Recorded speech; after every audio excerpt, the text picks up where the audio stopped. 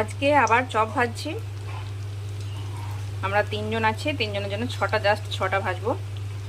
তো চারটে হয়েই এসেছে, দেখো।